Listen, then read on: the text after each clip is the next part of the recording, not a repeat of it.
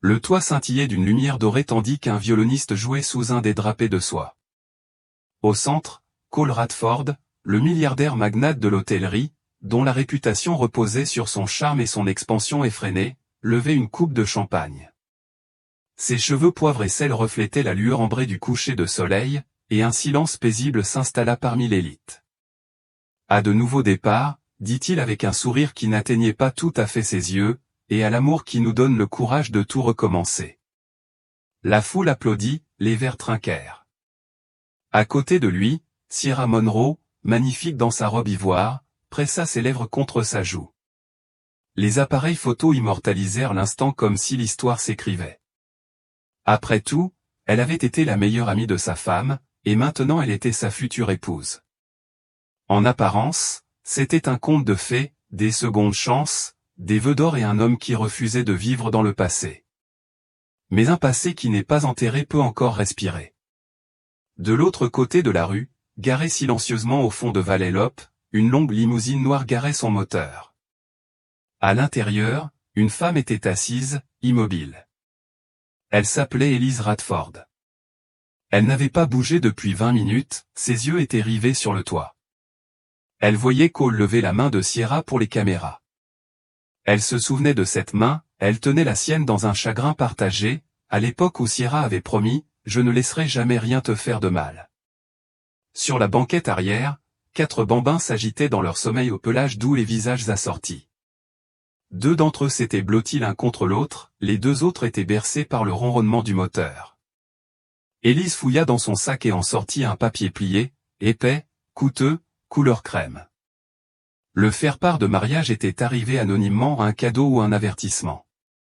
Elle traça du doigt les noms gravés en relief, Cole Radford et Sierra Monroe. À l'intérieur, Cole ignorait que le passé s'était installé juste à côté de sa caméra. Il rit comme prévu, posa avec des investisseurs et des célébrités, et embrassa de nouveau Sierra, le tout parfaitement synchronisé avec l'équipe de relations publiques qui documentait l'histoire d'amour de l'année. Pourtant, sous son apparence soignée, quelque chose bougea, une lueur, une ombre. La voix d'Élise murmura dans sa mémoire, « La vérité ne reste pas enfouie, Cole. Elle attend, c'est tout. » Un voiturier passa devant la limousine et s'arrêta pour jeter un coup d'œil à l'intérieur. Élise tourna lentement la tête. La vitre s'abaissa d'1 pouce. « Je ne suis pas encore là, » dit-elle d'une voix de marbre. « Il le saura quand je serai là. » Puis elle remonta la vitre et regarda de nouveau vers le toit. Le gala ne faisait que commencer. Sierra Monroe souriait aux caméras comme si elle était née pour être adorée. Sa main serrait celle de Cole avec une aisance experte, sa robe blanche un soupçon d'élégance se détachant sur l'horizon illuminé d'or. Tout en elle criait la perfection, à l'exception de la tension invisible nouée sous ses côtes. La nuit avait été parfaite. Elle épousait un millionnaire, et pourtant elle ne pouvait s'empêcher de penser à la femme absente, Élise. Autrefois, elle et Élise avaient tout partagé, les soirées étudiantes, les chagrins d'amour, et même les tatouages assortis. Durant un été frénétique à Ibiza, Sierra avait tenu la main d'Élise pendant son mariage avec Cole. Elle était restée derrière elle, en dentelle et en larmes, lorsqu'Élise avait fait une fausse couche de leur premier enfant. Elle avait promis de rester près d'elle, de la protéger. Maintenant, elle portait la bague qu'Élise avait portée, et le silence entre elles avait duré 3 ans. « Ça va ?» demanda Cole en se penchant pour effleurer sa tempe. Son haleine sentait légèrement le champagne et l'ambition. « Tu es raide. »« J'ai juste froid », répondit-elle avec un sourire de verre. Cole hocha la tête et se tourna pour saluer un autre invité. Le regard de Sierra dérivait vers la mer scintillante en contrebas. Elle sentait presque la présence d'Élise dans le vent, un fantôme qu'elle ne pouvait nommer à voix haute. Plus tôt dans la journée, Sierra avait reçu une lettre sans expéditeur, juste 3 mots écrits d'une écriture familière, « Tu m'as brisé ». Il était au fond de sa pochette, soigneusement plié à côté de son rouge à lèvres. Elle s'excusa de la réception et entra dans le dressing de la suite, le cœur battant. À l'intérieur, elle verrouilla la porte et sortit le mot. Pas de signature, pas d'adresse de retour, mais elle connaissait l'écriture d'Élise, gravée dans sa mémoire. Elle y avait autrefois écrit des cartes d'anniversaire, des confessions nocturnes, les vœux que Sierra avait aidé Elise à rédiger pour son mariage avec Cole. Un coup soudain la fit sursauter. C'était la voix de Cole à l'autre bout du fil. Elle rangea la lettre dans son sac. Une minute, lança-t-elle, puis se regarda dans le miroir. Son reflet la fixait, ses lèvres parfaitement dessinées et ses yeux qui en avaient trop vu. Ce n'était pas du regret, c'était de l'effroi. Car si Elise avait écrit, c'était qu'elle n'avait pas fini. Et Sierra savait autre chose qu'Elise n'avait jamais porté 2 fois. Elle ouvrit la porte, retourna à la fête et passa son bras autour de celui de Cole. Les caméras reprirent, mais son sourire n'atteignait plus ses yeux. De l'autre côté de la ville, la limousine était toujours silencieuse. Elise tenait son téléphone à la main, à l'écran, un message non envoyé, composé d'une simple phrase, « Il devrait voir ce qu'il a laissé derrière lui ». Son pouce planait au-dessus du bouton d'envoi. Pas encore. La maison était trop silencieuse pour que la dispute résonne encore dans la poitrine d'Elise. 3 ans plus tôt, ils vivaient dans un domaine moderne près de Napa, les vignes s'enroulant autour de leurs terres comme des promesses. Elise pensait qu'ils construisaient une vie, une famille, quelque chose de solide. Mais ce matin-là, Cole se tenait au bord de la pépinière en cours de développement, les bras croisés, la voix froide. « Je ne peux pas faire ça », avait-il dit. Les mains d'Elise tremblaient sur la petite grenouillère qu'elle était en train de plier. « Comment ça ? On avait tout prévu. »« Tu as dit. »« J'ai dit beaucoup de choses, » l'interrompit-il, « mais je ne voulais pas dire ceci. Je ne voulais pas dire maintenant. » Elle le fixa comme s'il parlait une autre langue.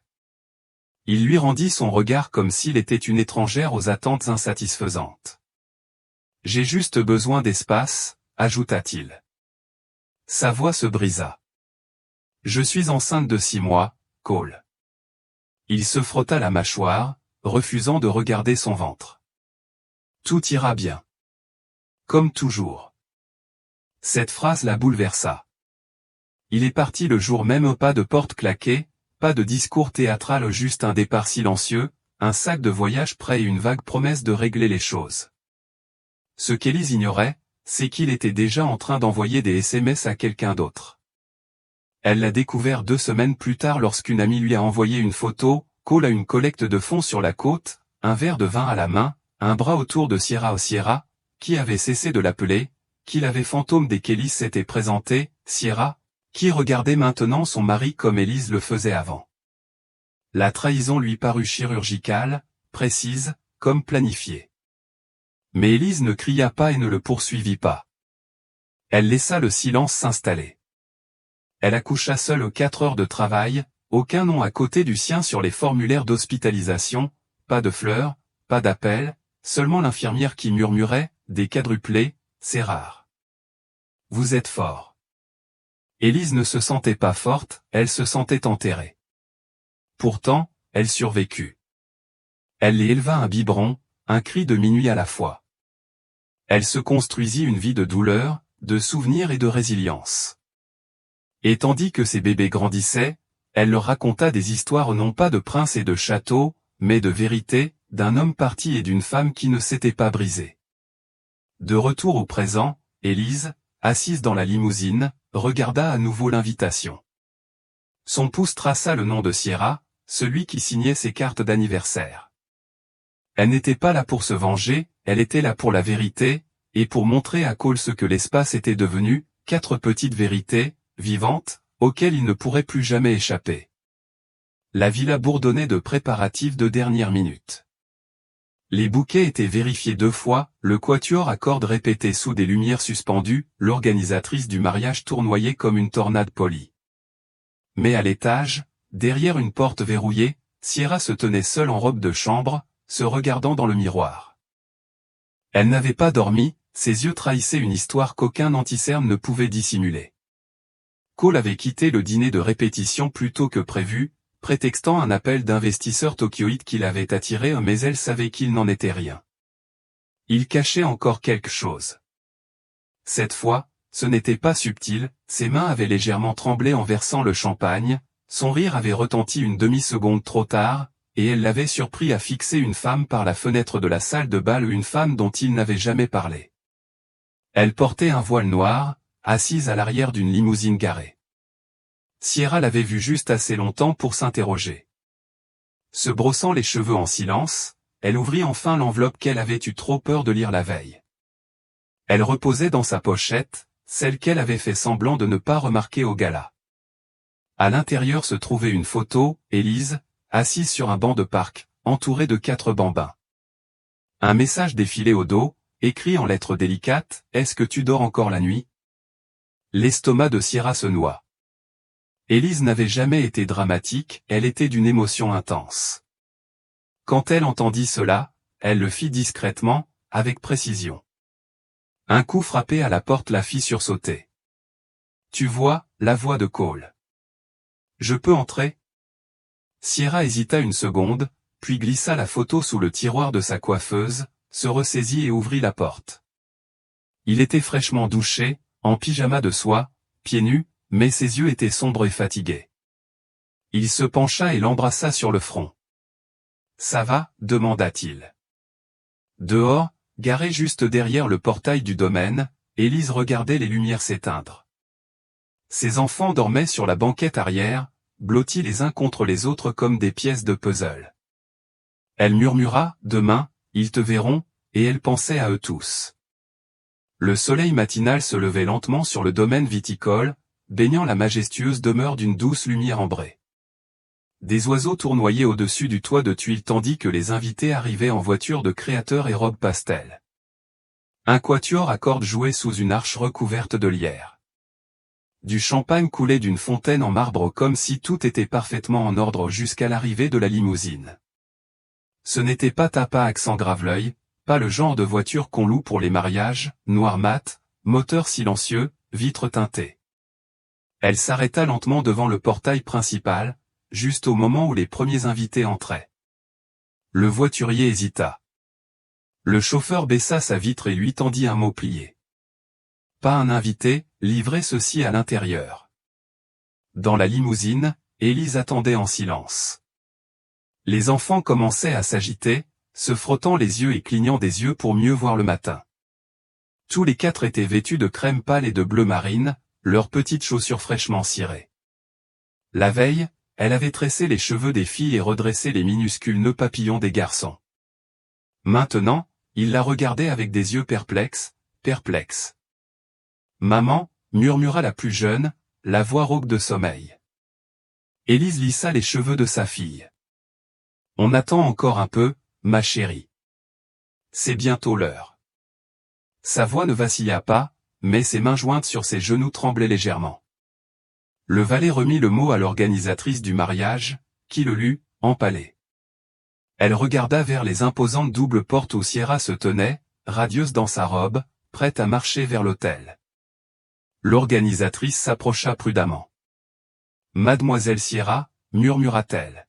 « Il y a quelque chose dehors, une voiture, une femme.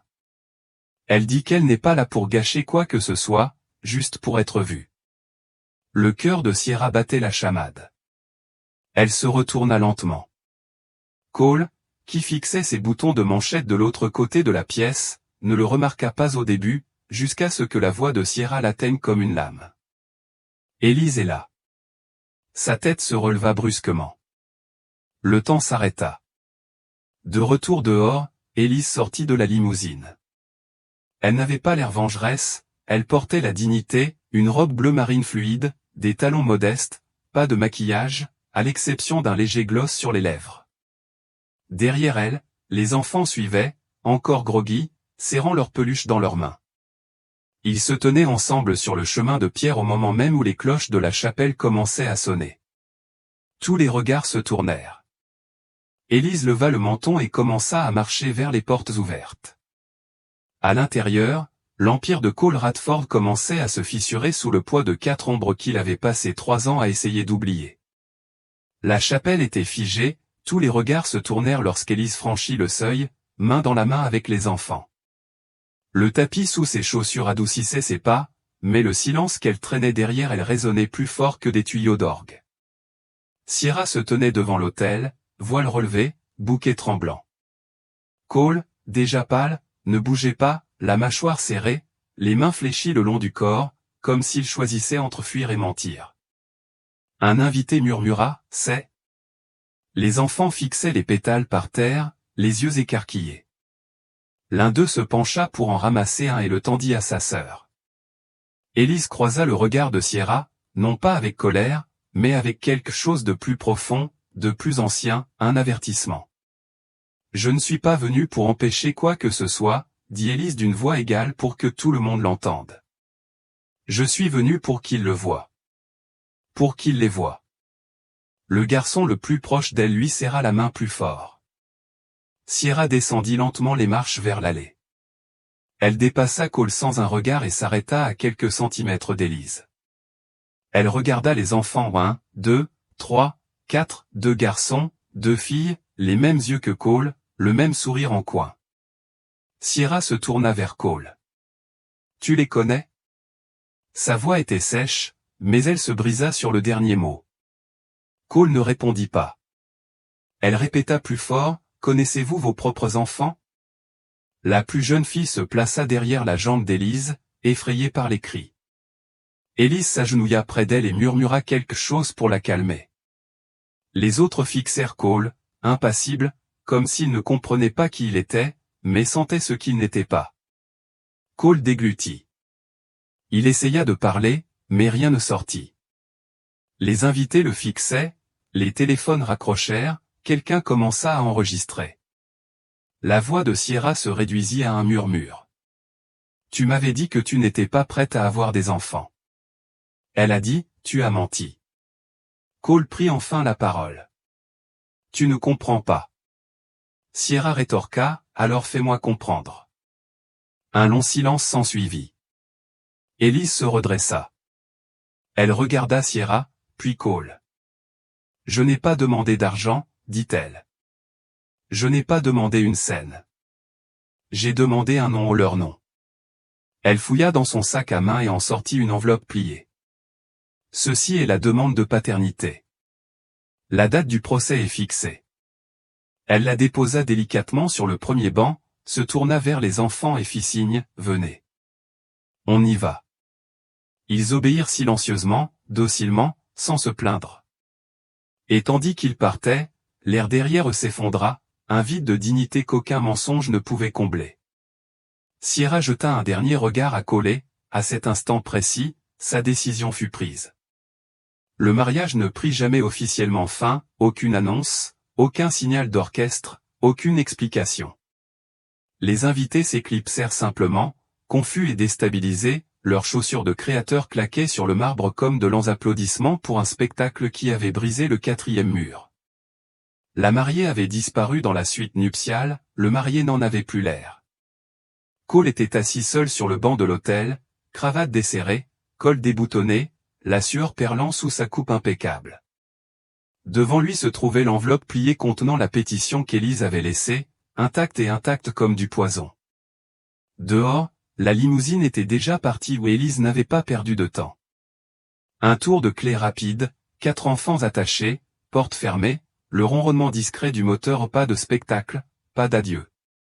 Un photographe a tenté de les suivre, mais Nora, une vieille amie d'Élise et ancienne demoiselle d'honneur de Sierra, les a bloqués à l'entrée. « Pas de photos des enfants, » a-t-elle dit. « Vous avez votre drame. Laissez le reste. » La présence de Nora était passée inaperçue toute la journée, elle n'avait pas été invitée, mais elle savait qu'Élise viendrait, et elle savait pourquoi. Sierra ne l'avait jamais invitée au mariage, car elle avait été le ciment entre trois, Élise, Sierra, Cole. Mais la colle ne tient que ce qui est intact. À l'étage, Sierra contemplait son reflet dans le miroir doré, du mascara coulait sous ses cils. Sa robe de mariée ressemblait maintenant à un costume. Elle se souvenait l'avoir essayé et avoir murmuré, « Je me sens comme une nouvelle personne maintenant. » Elle se sentait trompée. On frappa doucement à la porte. Cole, elle ne répondit pas. « Je ne m'attendais pas à ce qu'elle vienne, » dit-il depuis le couloir. « Je ne m'attendais à rien de tout ça. » Sierra se leva, les mains agrippées au bord de la coiffeuse. Tu ne t'attendais pas à la vérité? Une pause. Tu as dit qu'elle était instable, qu'elle t'avait quitté. Elle l'a fait, mentit-il à nouveau. Elle t'a laissé enceinte, avec 4 enfants. Ce silence a duré plus longtemps. Finalement, Cole prit la parole. Ça n'aurait plus dû avoir d'importance. On était censé repartir à zéro. Sierra se tourna vers la porte d'une voix basse et décisive. On ne peut rien faire de propre quand on construit sur de la pourriture. Elle verrouilla la porte. En bas, Nora se tenait près de la fontaine, regardant tout brûler de l'intérieur. Elle sortit son téléphone et composa un numéro. Une voix répondit. Elle est sur le chemin du retour, dit Nora. Et il est en train de se défaire. Bien, répondit la voix au bout du fil. Car Élise n'était pas venue juste pour être vue, elle était venue pour terminer quelque chose qui avait commencé bien avant le toast. Le bar du Penthouse de l'hôtel était calme à midi. Pas de musique, juste la douce lumière du soleil filtrant à travers les hautes fenêtres et le lent tintement du verre poli derrière le comptoir. Sierra était assise seule à une table d'anglo sans maquillage, les cheveux encore coiffés de la veille. Devant elle se trouvait une coupe de champagne intacte, vestige de ce qui aurait dû être une fête. Élise est arrivée 10 minutes en retard, non pas par désir de paraître puissante, mais parce qu'un des enfants avait saigné du nez dans la voiture et qu'elle avait refusé d'entrer tachée. Elle est entrée sans maquillage, sans escorte et sans hésitation, juste la flamme silencieuse d'une femme qui avait survécu à ce que personne n'avait vu. Sierra se leva, mais ne sourit pas. Élise ne s'attendait pas à ce qu'elle le fasse. Elles restèrent assises en silence un long moment avant que Sierra ne prenne la parole. Tu savais qu'il ne me le dirait jamais. Je ne suis pas venu pour te le dire, dit Élise. Je suis venu pour qu'il les voie une fois. Sierra hocha la tête. Et il ne l'a pas fait. Elle baissa les yeux vers la table. Il m'a dit que tu l'avais trompé, qu'il t'avait surprise avec quelqu'un d'autre, qu'il avait été brisé seul. Élise émit un rire discret, plus haletant que vocal. Il a toujours été la victime dans ses propres histoires. Un autre silence. Sierra hésita. Puis-je te poser une question personnelle? Élise hocha la tête. Pourquoi n'as-tu pas essayé de le ruiner? Tu aurais pu le faire il y a des années. Élise la regarda dans les yeux. Parce que je pensais qu'il les chercherait peut-être tout seul un jour. Elle se pencha, la voix ferme, mais sans colère. Il ne l'a jamais fait. Le poids de cette vérité la frappa plus durement que n'importe quelle gifle. Sierra ravala la douleur dans sa gorge. Je croyais te l'avoir volé, murmura-t-elle. Élise inclina doucement la tête. Tu ne l'as pas fait. Il s'est trahi. L'espace d'un instant, elles n'étaient plus que 2 femmes qui avaient aimé le même homme et qui l'avaient payé de manière différente. Sierra fouilla dans son sac et en sortit sa bague de fiançailles. Elle la fit glisser sur la table. Rends-moi service, dit-elle. Élise parut perplexe. Offrez ceci à votre fille un jour, afin qu'elle sache ce que cela vaut et ce que cela ne vaut pas. Élise le fixa du regard. Elle n'a pas besoin qu'on lui rappelle son existence. C'est vrai, dit Sierra. Elle a besoin qu'on lui rappelle ce que tu as laissé derrière toi et ce à quoi tu as lutté. Élise ne dit rien, mais pour la première fois depuis longtemps, ses yeux s'emplirent de larmes. Sierra se leva, ajusta son manteau et jeta un dernier coup d'œil en arrière avant de partir. Je suis désolé qu'il nous ait fait croire que nous étions ennemis, a-t-elle déclaré. Élise la regarda disparaître dans la lumière derrière la porte. Plus des ennemis, plus maintenant. Juste des survivantes. La nouvelle est tombée à 7h14, non pas lors d'une conférence de presse, ni dans un tabloïd, mais par une fuite virale. Une vidéo de surveillance granuleuse, horodatée et annotée, lieu, centre de bien-être de San Diego, date, il y a 4 ans, s'est propagée comme une traînée de poudre. D'une durée de moins d'1 minute, on pouvait voir Cole Radford entrer dans une clinique privée, vêtu d'un costume sur mesure et de lunettes de soleil. Il tendit une enveloppe à l'infirmière de l'accueil, elle l'ouvrit, les yeux écarquillés, et hocha la tête. Puis il se retourna et partit, sans un regard dans le couloir où Élise venait d'être amenée en salle d'accouchement. Il n'y avait pas de son, mais le silence dans la vidéo en disait long. Les présentateurs des journaux télévisés se sont démenés. Les comptes sur les réseaux sociaux ont explosé. #RadfordVL était en tête des tendances des midis. Tous les médias ont titré « Un millionnaire a soudoyé une clinique pour effacer les dossiers de ses propres enfants ». L'équipe de relations publiques de Cole a nié les faits, qualifiant les images de trompeuses, manquant de contexte et d'atteinte à la vie privée, mais le mal était fait. Ciara n'a pas parlé à la presse où elle n'en avait pas besoin. Son silence est devenu une déclaration en soi. Les membres du conseil d'administration des hôtels Radford ont convoqué une réunion d'urgence, les actions ont chuté, les investisseurs se sont retirés. À minuit, l'empire que Cole avait mis 15 ans à bâtir commençait à se fissurer. Pendant ce temps, Élise était assise par terre dans son salon, dans une modeste location de l'autre côté de la ville, pliant du linge à côté de 4 bambins jouant avec des dinosaures. Elle n'alluma pas la télévision, mais Nora, assise sur le canapé, ordinateur portable ouvert, observait la frénésie médiatique monter. « Tu pourrais le poursuivre en justice », dit Nora sans détourner le regard. « Tu pourrais posséder la moitié de ce qu'il possède d'ici le mois prochain. »« Je ne veux pas ce qu'il a », dit doucement Élise. « Je voulais juste ce qu'il a pris. Viens dans la lumière. » Nora se pencha en arrière. « Tu es une femme terrifiante, tu le sais ?» Élise sourit faiblement. « Le numéro ? Je suis du genre à me souvenir de tout. » Dehors, le soleil se couchait. Une douce brise soufflait par la fenêtre ouverte. L'un des enfants, Ardent, lui apporta un dessin. C'était grossier, enfantin, griffonné au crayon, mais clair, 5 bonhommes allumettes se tenant la main, et l'un d'eux portait une couronne. « C'est moi » demanda-t-elle en désignant la couronne. Ardent hocha la tête. « Tu es la reine. » Nora observait de l'autre côté de la pièce, les yeux humides. Dans un monde où des hommes comme Cole construisaient des tours de verre, certaines femmes bâtissaient des royaumes avec un courage de crayon et un silence absolu ou le genre de royaume qu'aucun scandale ne pourrait jamais détruire. La limousine noire s'éloigna du palais de justice aussi silencieusement qu'à son arrivée, pas d'interrogatoire du conducteur, pas de salut aux fenêtres, juste le doux vrombissement des pneus roulants sur la chaussée mouillée par la pluie. À l'intérieur, Élise était assise à l'arrière, ses enfants rassemblés autour d'elle, chacun attaché, serrant contre elle une peluche distribuée par Nora avant le départ. Les jumeaux s'étaient rendormis. Ardent et Mera regardaient par les fenêtres opposées, d'un calme dont seuls des enfants pouvaient faire preuve lorsque le chaos était à la mesure des adultes. Il n'y avait ni larmes, ni drame, juste le doux silence pesant d'une histoire terminée. Élise se laissa aller en arrière, la tête appuyée contre le siège, les yeux fermés au non pas d'épuisement, mais de soulagement. Ce n'était pas une victoire, c'était du soulagement. Dehors, les flashs se sont déclenchés tandis que les paparazzis se pressaient pour une dernière prise de vue.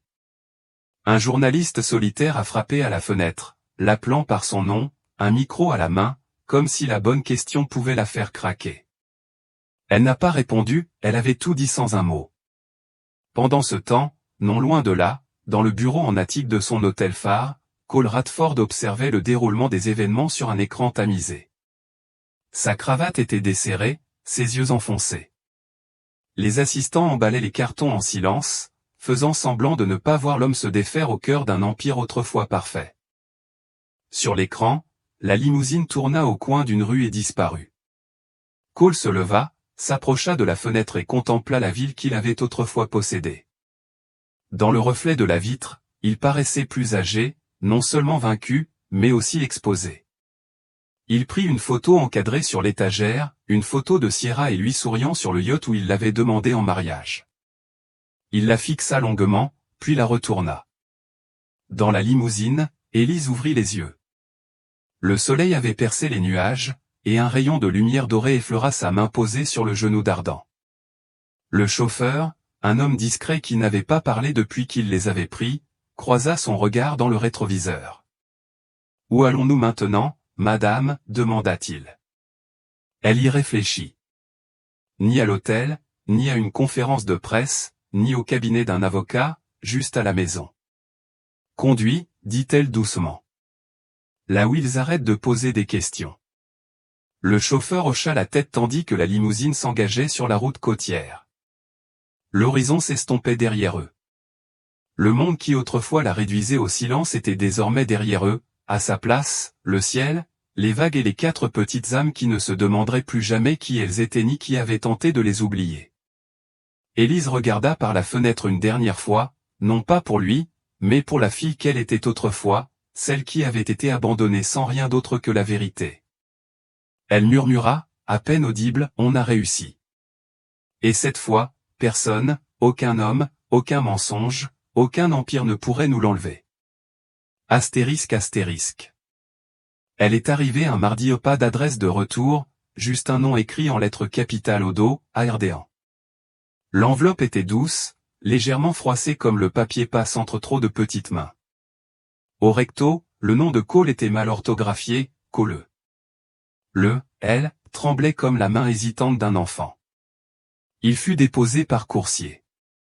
Le concierge tenta de le remettre personnellement à Cole, mais il le prit simplement, acquiesça et s'éloigna. De retour à l'étage, il resta un long moment dans son bureau à le contempler, puis le déposa, fermé, sur le bord de son bureau et l'Y laissa non pas par peur, mais par quelque chose de pire, par évitement. Au bout du couloir, Sierra s'attardait sur le seuil, observant. Sa présence, autrefois radieuse et prête à être photographiée, semblait désormais atténuée. Leur fiançailles s'était dissipée discrètement en pas d'annonce, pas de déclaration publique, juste un silence, celui-là même qu'elle avait autrefois accusé Élise de porter comme une armure. Elle s'approcha du bureau quelques heures plus tard, alors que Cole s'était retiré sur la terrasse avec une bouteille de whisky et la vue sur une ville qui ne l'applaudissait plus. Elle parcourut l'enveloppe du regard. Elle ne demanda pas la permission, elle l'ouvrit simplement. À l'intérieur se trouvait une page pliée, le coin supérieur déchiré, les traits de crayon ratés. Il y avait 4 signatures, Ardent, Mera, Cass, Léo, chaque nom étant suivi d'un cœur tordu. Le message n'était pas long. Cher monsieur Radford. Maman dit, on n'a pas besoin de toi, mais on a dessiné ça pour que tu te souviennes de nous. On aime la pizza. Mera peut maintenant épeler le mot papillon.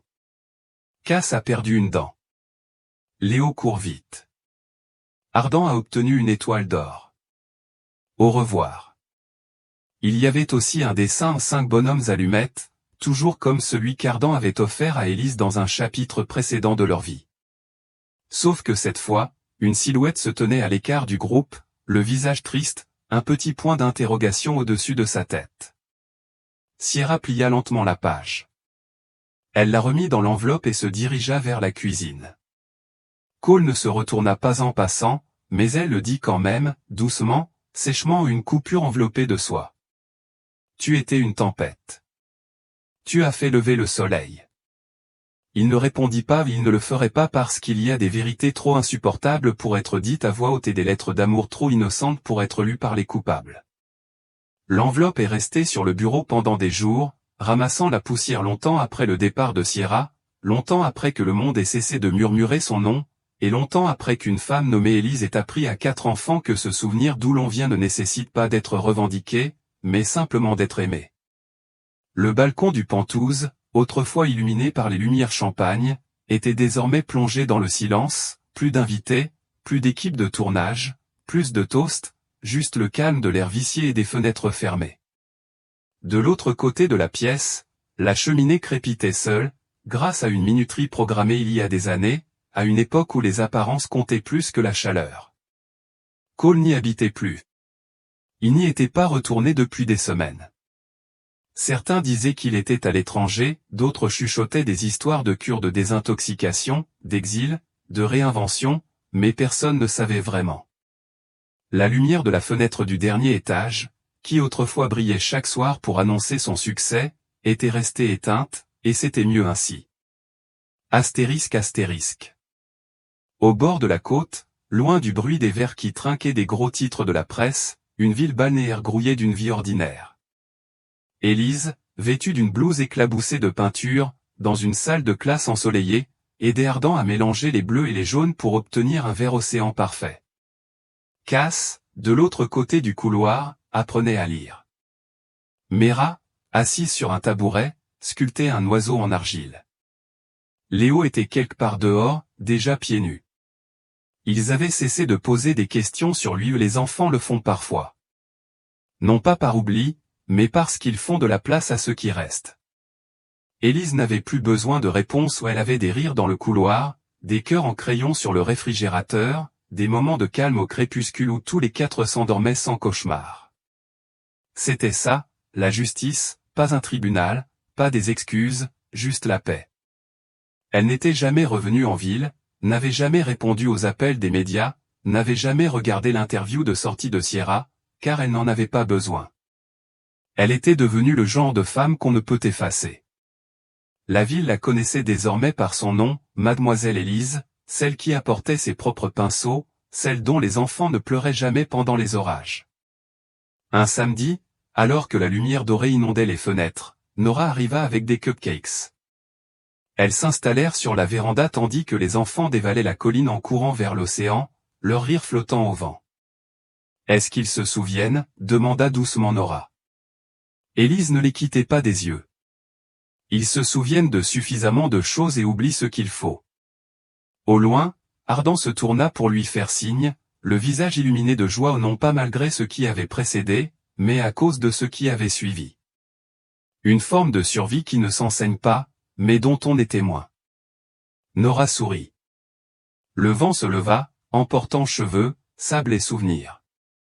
Au loin, au-delà du rivage, la silhouette de la ville clignotait faiblement dans la pénombre mais c'était trop loin maintenant pour avoir de l'importance. Élise se tenait debout, époussetant ses mains. « Je crois qu'on est enfin à la maison, » dit-elle. Et tandis que le soleil plongeait dans la mer, 4 silhouettes dansaient sur les vagues, leurs ombres longues et continues. Parce qu'au final, certains empires s'effondrent en silence, et certaines femmes s'élèvent plus fort que jamais, même sans dire un mot.